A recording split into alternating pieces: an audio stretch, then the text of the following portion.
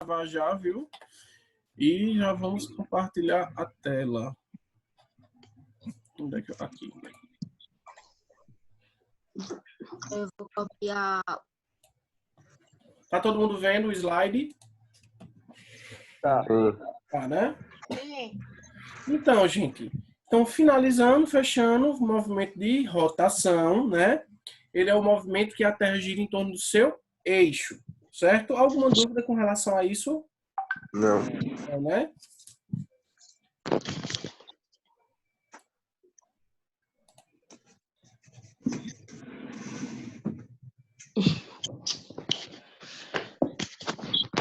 Vamos ver agora o movimento de translação, tá? Vejam, gente, o movimento de translação é o movimento onde os planetas percorrem uma órbita, sendo ela uma órbita elíptica ao redor do Sol. Professor, Oi? Pedro, ele tá pedindo pra senhora dar permissão pra ele entrar. Ah, certo. Eu já consegui entrar, Lucas. Obrigado. Já? Ah, Ô, menino, deixa eu perguntar uma coisa a vocês. Vocês conseguem me ouvir bem? Sim. Falar mais um... Consigo. Sim, professor. Tá bom, né? Então, vejam. Os planetas do movimento de translação, eles vão percorrer uma órbita elíptica, certo? Ao redor do Sol. Vocês sabem como é essa órbita elíptica, né? Ela não é completamente redonda, né? Ela é... Como é que eu posso falar? Em elipse. Vocês sabem o que é uma elipse, né? Ovalado.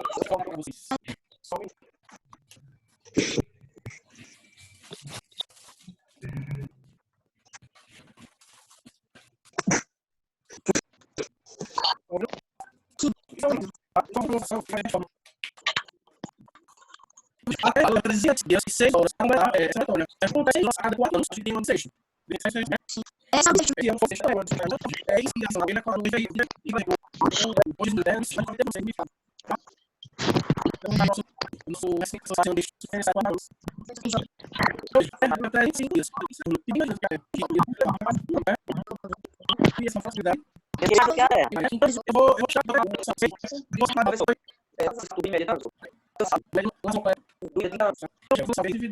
E você não já faz, você não quer saber a razão. E aí é uma quantidade muito simples para a gente se familiarizar com o hoje lá, só passar assim, tem a nossa letra. Assim, ele é uma distância e os nossos, daí, entendeu? Os nomes aqui só sim. A gente é fácil e ele tem esse mais longe, deixa ele até, certo? Vamos lá. A sucessão das estações do ano, ela é o resultado da combinação da inclinação do eixo terrestre e do movimento de translação do nosso planeta. Em regiões próximas à linha do Equador, as estações do ano elas são bem definidas, pois há pouca variação na incidência de luz. Já em zonas temperadas, mais distantes, essa variação é mais intensa, gerando uma demarcação mais evidente das quatro estações. Então, vejam, gente, as estações do ano, elas ocorrem devido ao movimento de translação. Tá? Então, isso aí é uma consequência, certo? Porém, essas estações do ano, elas só vão estar mais evidentes, elas vão estar bem definidas nos países que estão mais próximos da linha do Equador, certo? Então, por exemplo, o Japão, que é mais próximo da linha do Equador, ele tem as estações do ano bem evidentes, né? Regiões ali dos Estados Unidos, regiões onde tem ali aquela floresta temperada. A floresta temperada é justamente um tipo de região que está bem próximo à linha do Equador. Então, em todas essas regiões próximo a essa linha do Equador, o que é que vai acontecer? Eu vou ter um inverno que neva, eu vou ter uma primavera que floresce, um verão que faz muito calor, um outono onde as folhas ficam secas, né, para não perder água e tudo se prepara para o inverno, né? Mais ou menos ali da taiga, Na floresta temperada é onde a gente vai ter esse tipo de estação. Oi, quem falou? Tudo é bem definido, né, Eu. professor? Muito bem definido. Eu falei taiga, mas eu lembrei agora. Taiga não. Tá? A taiga, ela não tem isso. Quem vai ter realmente é só a floresta temperada. Pode falar. Rebeca, ela tá dizendo que não tá conseguindo entrar aqui. Acho que o senhor permitiu ela entrar? Não, ela nem pediu. Caso que ela tá dizendo que tá tentando entrar e não conseguiu. Essa é para ela pedir, para ela coisar de novo, porque ela não... Eu aceitei todo mundo que já pediu. Aqui não tá aparecendo, não. Entrou. Entenderam essa parte, gente? Entendemos. Tranquilo, né? Então, deixa eu ver uma coisa aqui no livro de vocês. Esse, o capítulo 4, eu acho. O capítulo 4, ele fala, ele fala bastante sobre isso, né? Sobre a questão da terra. Né? Então, na próxima aula, eu já não vou voltar mais nessa questão dos movimentos, porque ele já fala, certo? Na próxima aula, a gente vai falar mais sobre as estações do ano, certo? E sobre as fases da Lua.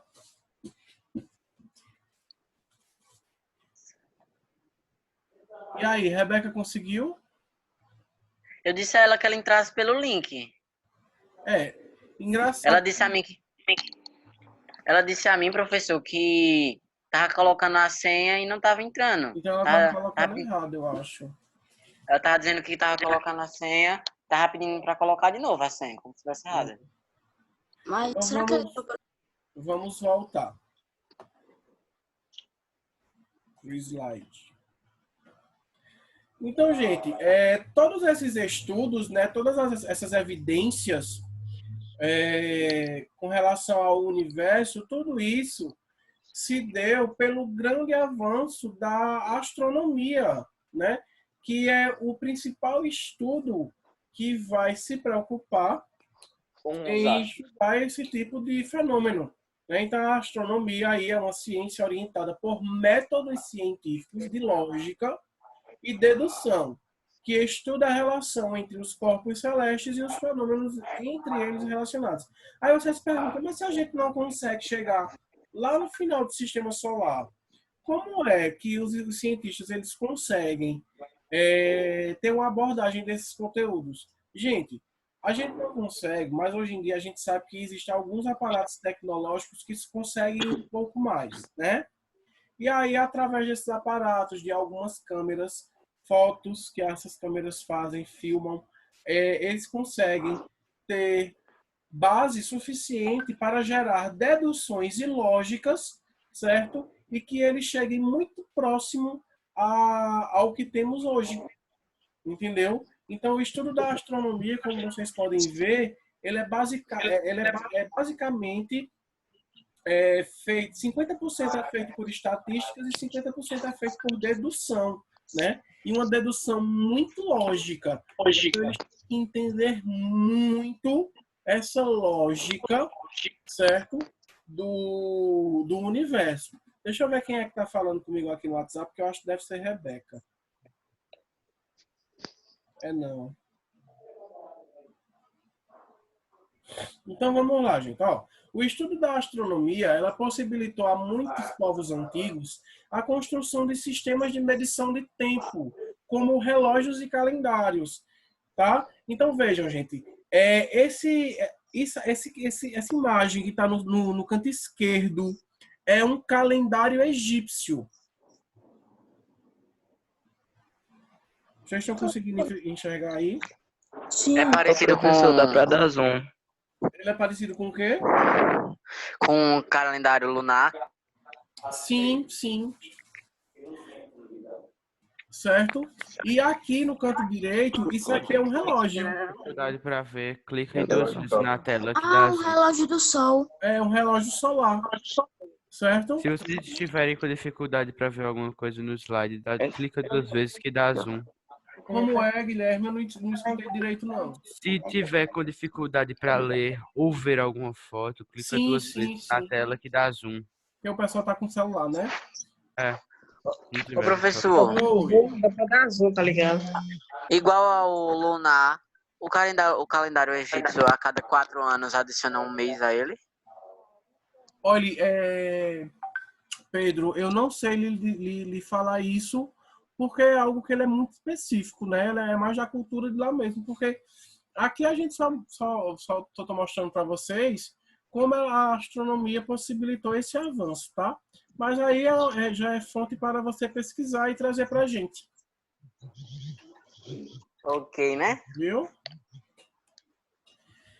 Então, gente, antes de começar a falar da estrutura da Terra, eu quero que vocês entendam que a astronomia ela é totalmente diferente da astrologia, tá? A astronomia ela vai estudar os fenômenos do universo. E a astrologia ela vai estudar os astros.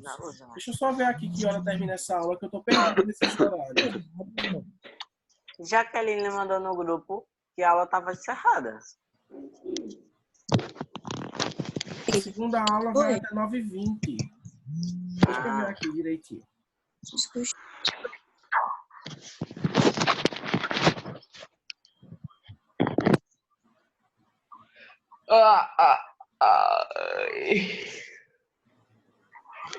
O Lucas diz, vou tomar café, bicho.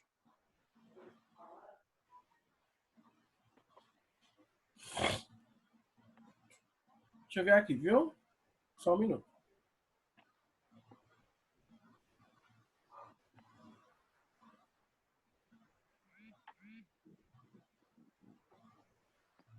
Igor preparado para dormir.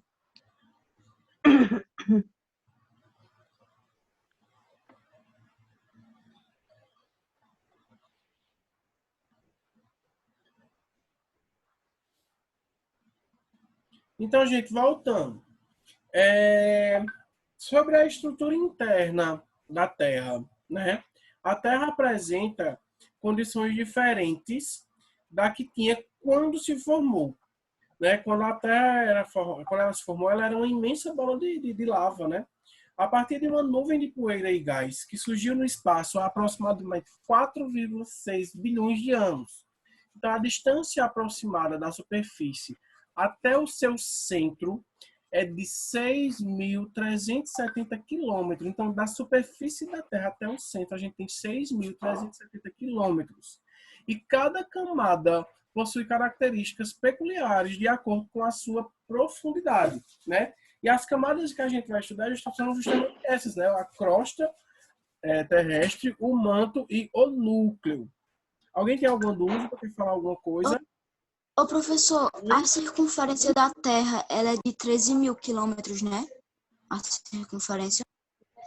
A circunferência, só olhando no Google, Eu acho que é 13.000, se não me engano. viu? Mas também é fonte de pesquisa para você trazer para a gente.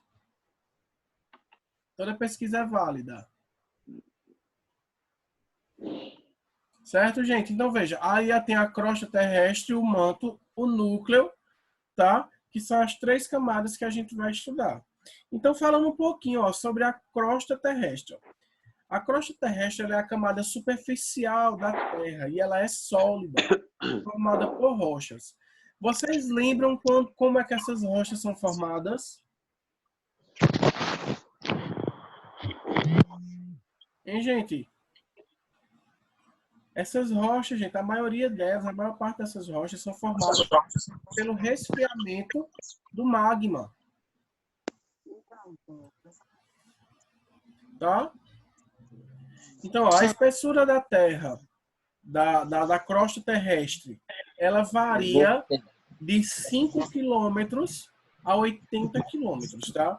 Então, no caso aí, a crosta terrestre, ela vai se dividir em duas, que é a crosta oceânica e a crosta continental, tá? Então, a crosta oceânica é formada por basalto, que é um tipo de rocha que ele é resfriado com água, tá? E a crosta continental é formada principalmente por granito, que é esse outro tipo de rocha e mais resistente. Só um minuto. Oi, Jaque.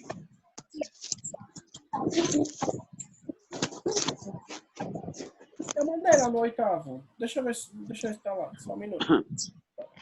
Ah, não? Não, o Lucas está aparecendo no Google Assistente, velho, no bate-papo, tá botando todas as informações.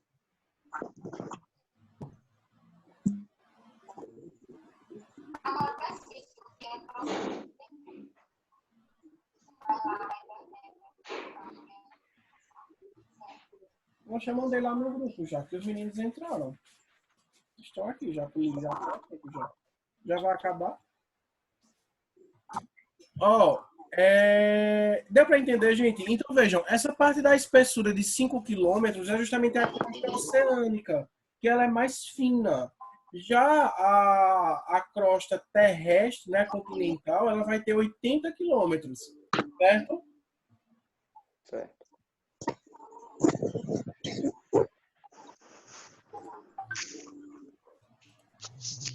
Alguma dúvida não, né? Não.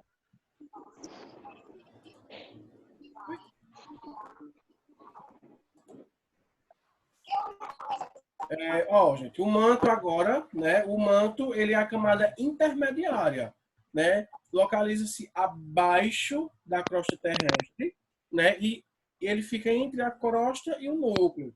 Ele corresponde a cerca de 83% do volume total do planeta Terra. Então, o manto, ele é bem grande, né? É a maior camada.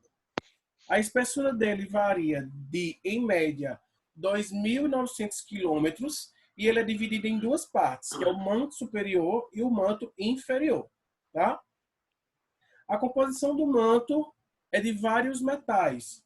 Pode ser silício, ele pode ter ferro, ele pode ter magnésio, dentre outros. Uma infinidade de metais existem aí no manto, tá? E a temperatura varia de 100 graus Celsius a 2.000 graus Celsius, de acordo com a sua profundidade, certo? O manto, ele é formado por um material pastoso, que a gente chama de magma, e esse magma, quando a gente chama ele de magma quando ele está dentro, né, da parte interna da Terra. Quando o vulcão, por exemplo, ele entra em erupção, esse magma passa a ser chamado de lava, tá? Sobre o magma, movem-se as placas tectônicas. Então, as placas tectônicas que a gente estudou lá no 6º ano, né? Elas ficam boiando sobre o magma, tá, gente? Então, a maior parte dos acontecimentos de terremotos e tudo mais se dá devido ao movimento dessas placas tectônicas por conta que elas ficam boiando sobre o magma. Ô, Tá? professor, Oi? o magma dentro da Terra é mais quente do que a lava quando sai do vulcão, né? Eu não entendi não, Guilherme. O magma dentro da Terra é mais quente do que a lava quando sai do vulcão, né? É mais quente do que a lava quando sai do vulcão. Certo? Ô, professor, eu cheguei agora, eu perdi alguma coisa Professor. importante? Oi, não entendi. Eu cheguei agora, eu perdi alguma coisa importante? Não, você perdeu a explicação de quase tudo. Porque a gente já está no final do slide já. Mas aí tu olha a gravação, Caio. Beleza, Viu? Eu vou Só, mandar professor. no Google Sala e vou mandar no WhatsApp. beleza. Viu? Aham. Alguém quer falar mais alguma coisa? Ô, professor, você acha que em alguma hora na evolução humana a gente vai, tipo, conseguir chegar perto ou até mesmo no núcleo da Terra? Minha opinião, né? Ô, Gabriel, Lucas, né? Eu vejo assim. Eu não subestimo a capacidade do ser humano nunca. Entendeu? Até pelos meus princípios religiosos, eu acho assim que o ser humano, ele é o ser mais perfeito que Deus já criou. E eu acho que Deus criou o ser humano com esse intuito, entendeu? De fazer Nem ele acendeu a luz, deixa eu um dos, desligar. um dos seres mais perfeitos que existem. Lógico, abaixo dele, né? Então, eu não subestimo a capacidade que o ser humano tem, tá? Agora, lógico, o ser humano ele só vai conseguir isso quando ele evoluir, não só biologicamente. Isso é minha opinião, sabe, Lucas? O ser humano ele só vai conseguir evoluir, vai conseguir tais coisas quando ele evoluir em vários outros aspectos, inclusive espiritualmente. Entendeu? Então, a minha opinião com relação a isso é bem ampla, né? Mas eu acho que sim, eu acho que ele consegue sim. A gente já conseguiu tanta coisa, por que não? Né? Mas vamos vivendo. Lei de Darwin. Então vamos lá, gente. Continuando aqui, a junção entre o manto superior e a crosta terrestre formam o que chamamos de litosfera, tá? Então o manto superior, ele é a parte mais fria, né, do manto. E o manto ele é separado da crosta terrestre por uma fina camada denominada de descontinuidade Mohovivich, que ocorre em processos de derretimento de rochas e solidificação do magma. E é aí, justamente nessa delimitação, onde são formadas as rochas ígneas, né? As rochas magmáticas, como, por exemplo, o granito. Né? Por essa parte ser a parte do manto mais fria, então essa parte ela tende a se resfriar mais rápido. E aí é onde a gente obtém o granito, né?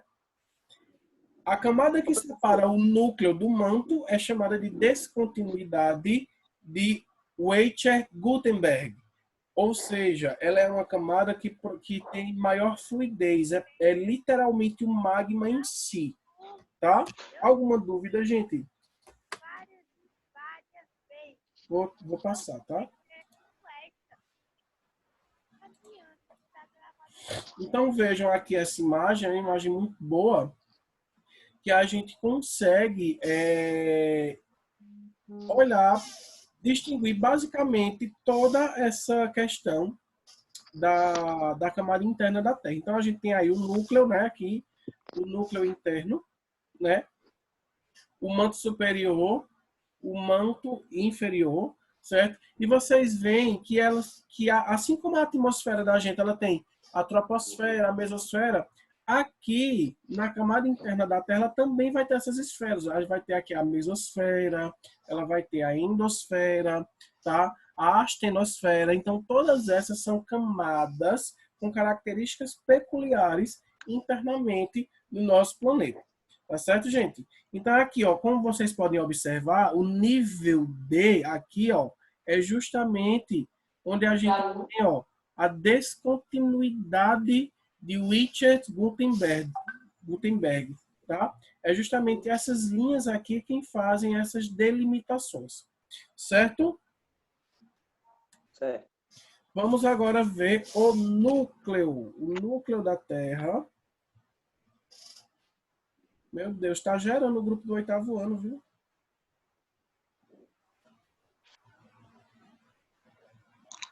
Ô, professor, é a Rebeca que não tá conseguindo entrar. Aí tá falando que o ID não tá funcionando, a senha não tá funcionando. Eita, eu tirei aqui. Não, ô professor, Ela fala assim, tá uma reunião, não é dessa assim. ô professor, Oi. eu só cheguei agora porque Jaqueline mandou o link há pouco tempo. Tipo, tem 5 minutinhos que ela Não, mas você mandou não tinha mais ou menos. mandado no grupo, homem? Ela tinha mandado antes. Então, mas também não consegui entrar, que Não nem a tava, Rebeca né? Ellen. Não, mas aí vocês Uhum. olham a gravação, não tem problema não. Viu? Beleza. Uhum. Só foi aquela partezinha mesmo, Caio.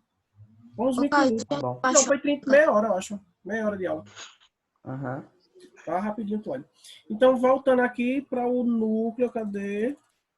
Achei. Já terminou os slides, foi, professor? Terminou. A gente tá terminando a aula já. Então, veja, gente, ó, o núcleo da Terra aqui, ó, ela é a região central, né? A região central da Terra se inicia aos 2.900 quilômetros de profundidade e se estende até os 6.370 quilômetros, né? A temperatura ela pode chegar até 6.000 graus Celsius, sendo assim a parte da Terra onde se tem a temperatura mais elevada, tá? A composição do núcleo é de ferro e níquel e é dividido em dois, que é o núcleo interno e o núcleo externo, né? No núcleo externo da Terra, a gente vai ter uma composição de ferro e níquel derretido. Só que o núcleo interno, internamente, ele é sólido, né? É ferro e líquido sólido, tá? Professor, A gente terminou. Alguma dúvida? Não. professor, Diga, Matheus. é verdade que todo o calor do núcleo é equivalente ao o calor do solo Eu não vou dizer exatamente, mas é aproximado, tá? Ô, professor, Oi. sobre os quilômetros por hora, eu achei uma pesquisa que ela fala assim, a velocidade que a Terra gira ao redor do Sol, translação, é cerca de 107 mil quilômetros por hora. E a Certo. velocidade do movimento em torno do seu próprio eixo de rotação é cerca de 1.700 quilômetros por hora na região do Equador, diminuindo quanto mais se aproxima dos polos. Então, Entendi. Mas aí cabe aquela explicação que eu tinha te dado, cara. Como se tem a gravidade, né? Todos os valores eles vão mudar. Então, às vezes, ele pode ser mais rápido ou menos rápido com a gente aqui. Entendeu?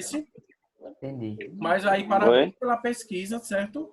É isso que a gente Beleza. precisa. Vocês precisam pesquisar mesmo. Isso aqui é o horário, né? Botar o horário aqui. Ô, professor, sim, também sobre a circunferência da Oi, Igor. Terra é de 12 mil. Igor, não, Lucas Gabriel colocou aqui uma pesquisa, mas isso aqui eu vou pedir no Google Sala, certo? Diga, Matheus. E a circunferência da Terra, ela é de 12 mil quilômetros. 2, quanto? 12 mil quilômetros, mais 12 ou mil, menos. né? Pronto, tá certo. Então, gente, terminamos a aula de hoje, certo? Espero que vocês tenham gostado. Vocês gostaram? Sim. De verdade. Perdi grande parte, mas pelo menos até a parte que eu vi estava legal. Foi legal. Foi legal a aula. Foi o Na slide verdade, é bem... melhor do que em O sala. slide fica ótimo, né? Ficou É. Melhor do que aqueles vídeos que a gente tava filmando. bem melhor. Gente, eu vou passar a atividade para vocês no Google Sala, tá? Então, eu quero que vocês façam. E... Você vai passar agora? Não, daqui para 1h da tarde eu passo, que eu vou entrar em outra sala agora. Viu? Certo. Então, fiquem aí com o próximo professor. Vou ver se eu consigo baixar aqui no meu. Tá Eu não baixei ainda porque eu tenho que pegar a senha do Play Store com minha mãe. Aí